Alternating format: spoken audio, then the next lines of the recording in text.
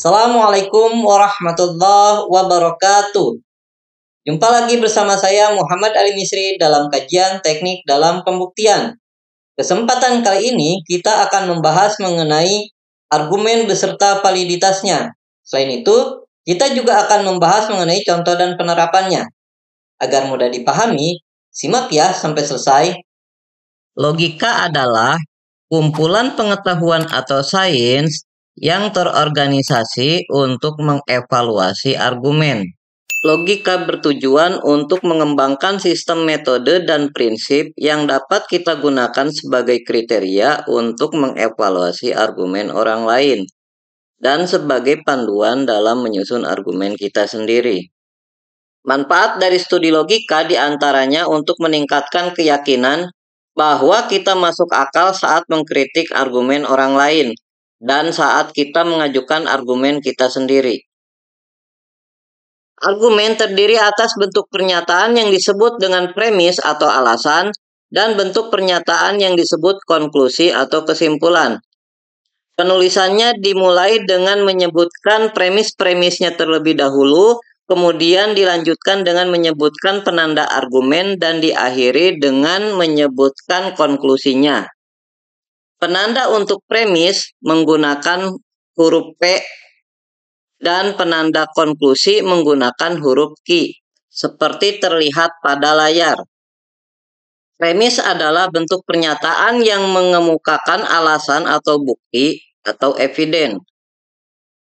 Sementara konklusi adalah bentuk pernyataan yang didukung atau disiratkan oleh bukti tersebut.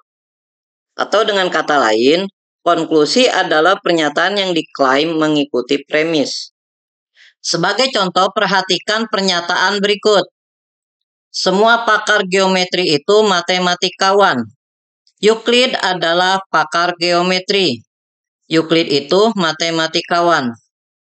Dengan memberikan peran premis pada pernyataan 1 dan 2, dan peran konklusi pada pernyataan ketiga, maka kita peroleh argumen yaitu semua pakar geometri itu matematikawan. Euclid adalah pakar geometri. Oleh karena itu, Euclid itu matematikawan. Selanjutnya, validitas argumen. Argumen disebut valid jika konklusinya benar ketika semua premisnya benar. Perlu diperhatikan bahwa validitas suatu argumen ditentukan oleh nilai kebenaran pernyataan-pernyataan pembentuknya, yaitu pernyataan premis dan pernyataan konklusi. Argumen yang tidak valid kita sebut invalid. Sebagai contoh, perhatikan argumen berikut ini. Semua pakar geometri itu matematikawan. Euclid bukan pakar geometri. Jadi, Euclid bukan matematikawan. Apakah argumen ini valid? Untuk dapat membuktikannya, kita memerlukan tabel kebenaran. Sebelum membuat tabel itu, pertama-tama kita perlu merubah argumen ini ke dalam bentuk matematika. Misalkan X menyatakan orang, PX menyatakan X pakar geometri, dan QX menyatakan X matematikawan. Dengan demikian, notasi argumen untuk premis yang pertama yaitu untuk setiap X, jika PX maka QX. Notasi argumen untuk premis yang kedua, tidak P, untuk X bernama Euclid.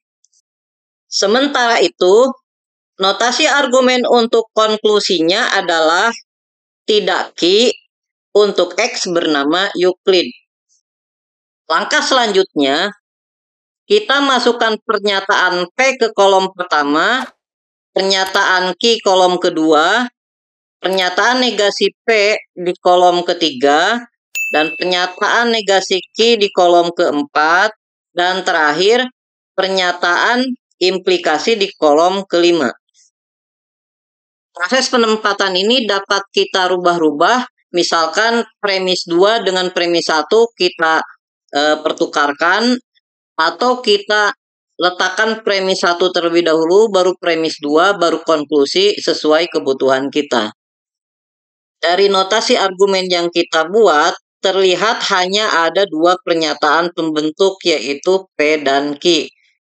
Artinya kita butuh 4 baris pada tabel kebenaran.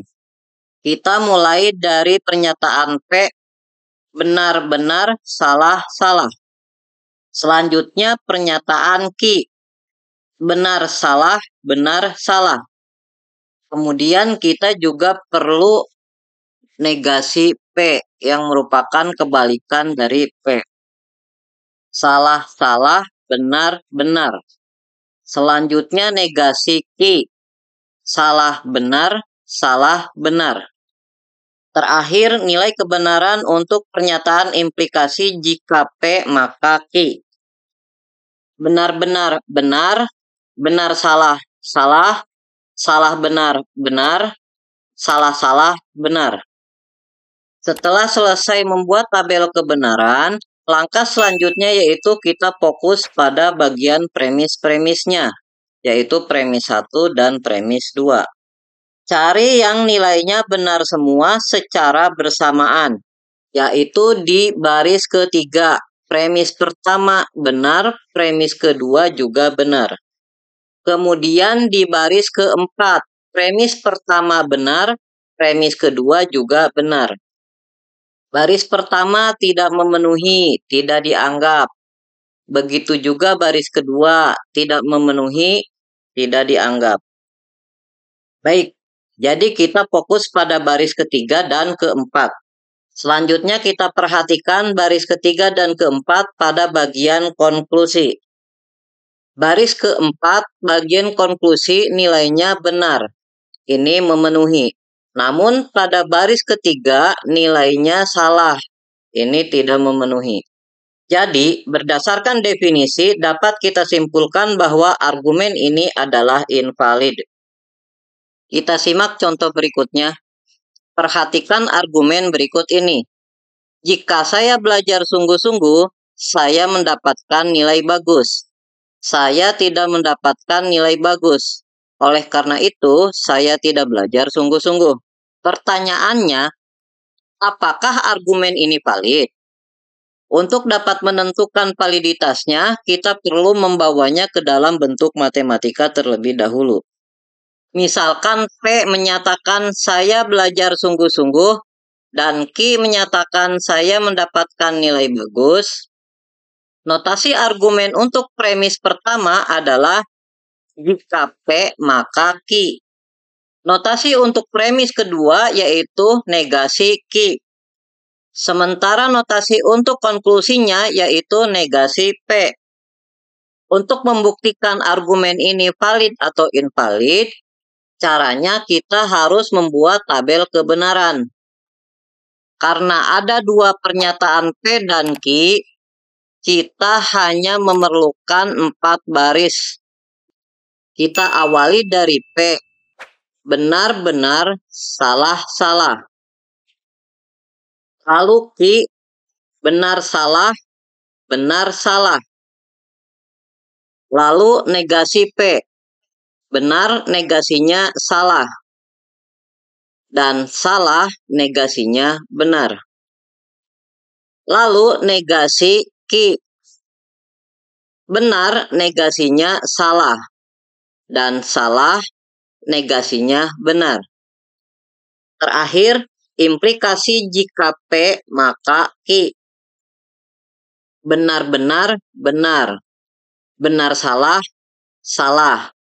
Salah benar, benar. Salah-salah, benar. Lihat, semua yang ada di dalam notasi argumen telah kita buatkan tabel kebenarannya. Selanjutnya kita fokus pada bagian premis, yaitu premis 1 dan premis 2. Carilah yang nilainya benar secara bersamaan, yakni terjadi pada baris keempat.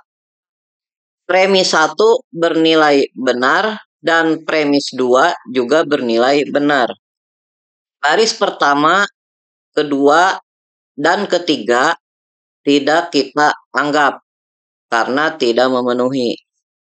Untuk itu, selanjutnya kita hanya memperhatikan bagian baris keempat saja ya. Baiklah, sekarang kita perhatikan bagian konklusi baris keempat. Coba perhatikan. Pada bagian itu, konklusinya bernilai benar. Akhirnya, setelah kita telah satu persatu, terlihat bahwa ketika premis 1 dan premis 2-nya benar, konklusinya juga benar. Untuk itu, dapat kita simpulkan bahwa argumen ini adalah valid. Bagaimana?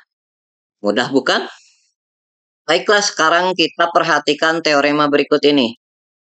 Argumen dengan n buah premis adalah valid jika dan hanya jika bentuk pernyataan implikasi dengan anteseden berupa konjungsi semua premis-premisnya serta konsekuen berupa konklusinya merupakan tautologi. Teorema ini dapat kita buktikan dengan menggunakan tabel kebenaran. Caranya yaitu dengan menginventarisir semua kemungkinan nilai kebenaran dari konjungsi premis-premis argumen dengan berpatokan pada definisi validitas argumen. Selanjutnya, kita inventarisir semua kemungkinan nilai kebenaran dari konklusi argumen dengan menggunakan patokan yang sama. Terakhir, baru kita tentukan nilai kebenaran implikasinya. Benar dengan benar, benar. Salah dengan salah, benar. Karena untuk semua kemungkinan kita dapatkan benar semua, maka kita katakan tautologi. Dengan demikian, teorema ini terbukti benar. Sebagai contoh, perhatikan argumen berikut ini. Jika saya belajar sungguh-sungguh, saya mendapatkan nilai bagus. Saya tidak mendapatkan nilai bagus, oleh karena itu, saya tidak belajar sungguh-sungguh. Mari kita buktikan validitas argumen ini menggunakan teorema tadi. Premis pertama pada argumen ini adalah jika saya belajar sungguh-sungguh, saya mendapatkan nilai bagus. Kita tandai premis 1 ini dengan menggunakan huruf kapital skrip P1.